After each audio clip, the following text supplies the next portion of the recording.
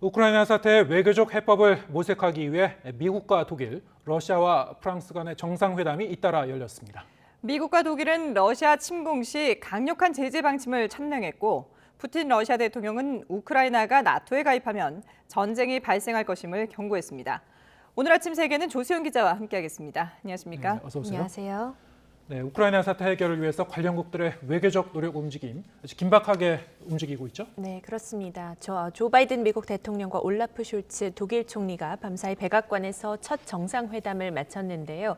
두 정상은 양국의 동맹의 굳건함을 재확인하고 러시아와 중국에 대한 공동 대응 의지를 다졌습니다.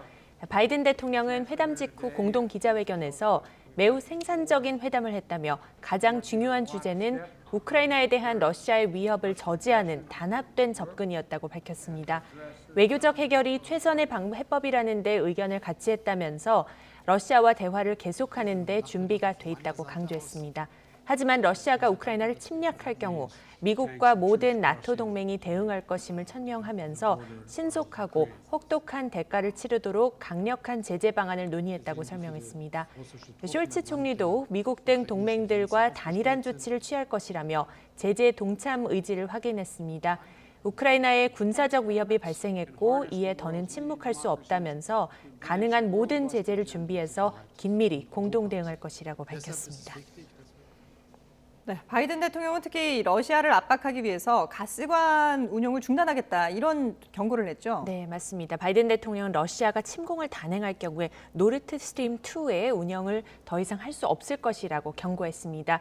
노르트 스트림 2는 러시아가 독일에 직접 천연가스를 공급하기 위해 발트해를 거쳐 독일 북부까지 연결해 놓은 해저 가스관입니다.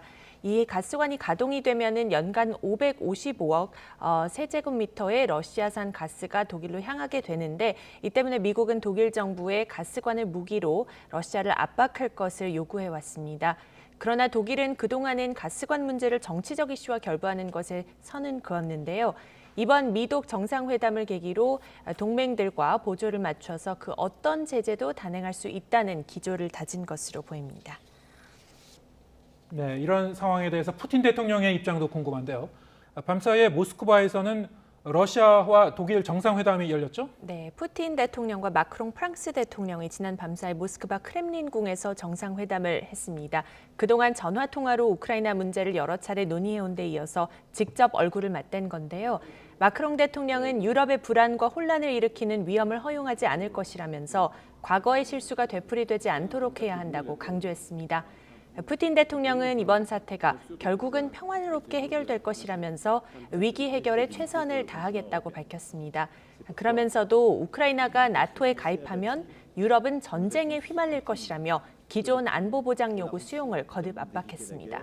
그러나 많이들 아시다시피 이 부분에 대한 서방과 우크라이나의 입장도 여전히 확고한 상태여서 접점을 찾는 게 쉽지 않아 보입니다.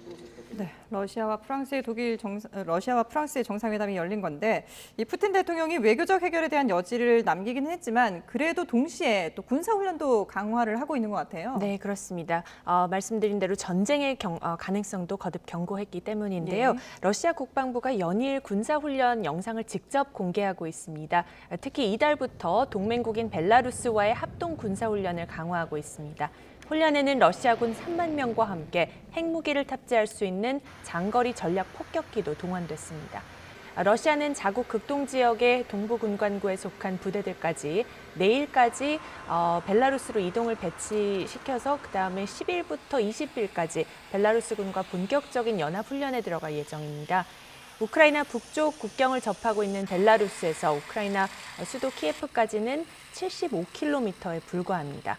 때문에 서방 측에서는 러시아가 벨라루스를 거쳐 우크라이나를 침공하는 시나리오도 계속 거론되고 있습니다.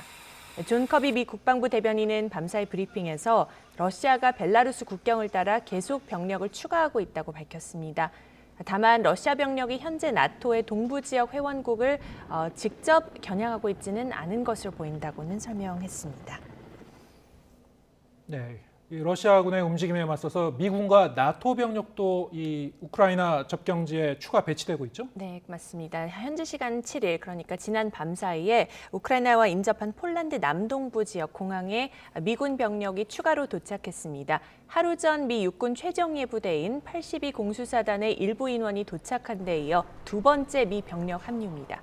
이들은 지난 2일 미국이 동유럽에 추가 배치로 하기로 한 3,000명 가운데 일부로 곧 훈련에 착수할 방침입니다.